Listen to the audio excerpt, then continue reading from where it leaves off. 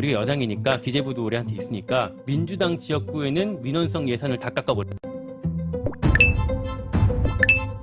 국민의힘이 막 나가고 있습니다. 전날 의총에서 한 국힘의원은 우리가 기재부를 점하고 있으니 민주당 지역구에 민원성 예산을 다 깎아버리자라는 의견까지 나왔다고 알려졌습니다. 이번 총선 결과입니다. 영남은 다 아실 테고 수도권과 충청을 보면 여기 지역은 전부 포기하겠다는 것입니까? 지방선거와 대선도 바이든 합니까?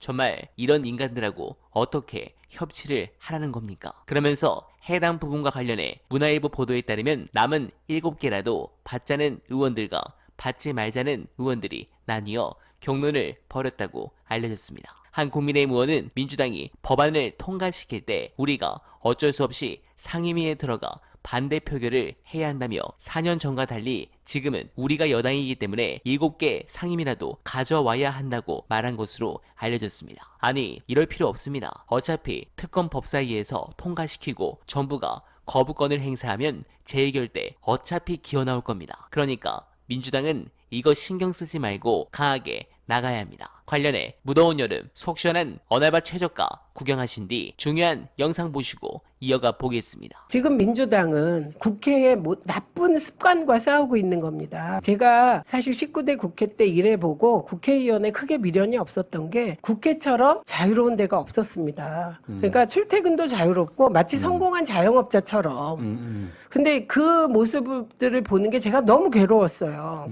세비 받잖아요. 세금이잖아요. 그래서 지금도 언론이 과거에 민주당이 장외투쟁하고 이럴 때는 국회 안 들어가면 무노동 무임금 이러지 않았습니까? 근데 왜 국힘에 대해서 무노동 무임금 안 하고 민주당이 뭐 독주한다고 합니까? 근데 그거 독주 아니거든요. 야칠당 다 들어와서 같이 의결했습니다. 그러니까 국민의힘만 의무를 해태하고 있는 것이고, 그래서 이번에 이재명 대표와 박찬대 원내대표가 이렇게 언론의 비난 속에서도 법대로 국회를 운영하려고 하는 것은 그 나쁜 습관을 버리는 것으로 정말 국민 여러분께서 이건 꼭 필요한 일이라 절대적인 지지가 필요하다는 말씀을 꼭 드리고 싶었습니다. 네, 공감합니다. 민주당이 최근 지지율이 반등했는데 이런 모습 때문입니다. 그리고 때릴 것은 더 강하게 때려야 합니다. 이 에코백 파장이 컸는지 순방 관련 보도가 거의 없죠. 저는 저 에코백을 들은 거는 완전한 위선이다 라고 봅니다. 김건희가 명품 좋아하는 거는 본인도 알고, 그리고 뇌물로 갖다준 최재형 목사도 알았고 온 국민이 다 알고 있습니다. 심지어 지난번에 리투아니아 갔을 때는 경호원들 대동해서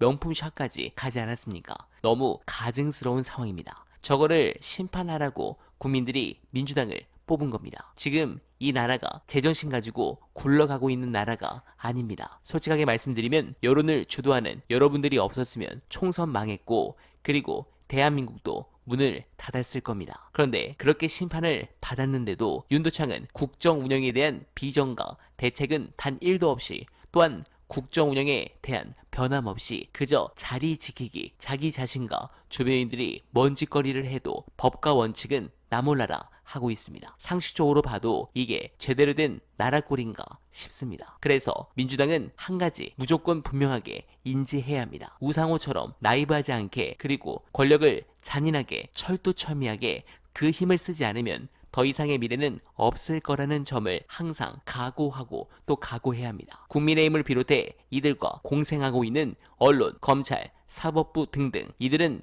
애시당초 대화가 통하는 집단들이 아닙니다. 민주당이 언론 보도에 흔들리지 않기를 간절하게 바라며 어날바는 오늘도 최선을 다하겠습니다. 여러분 고맙습니다.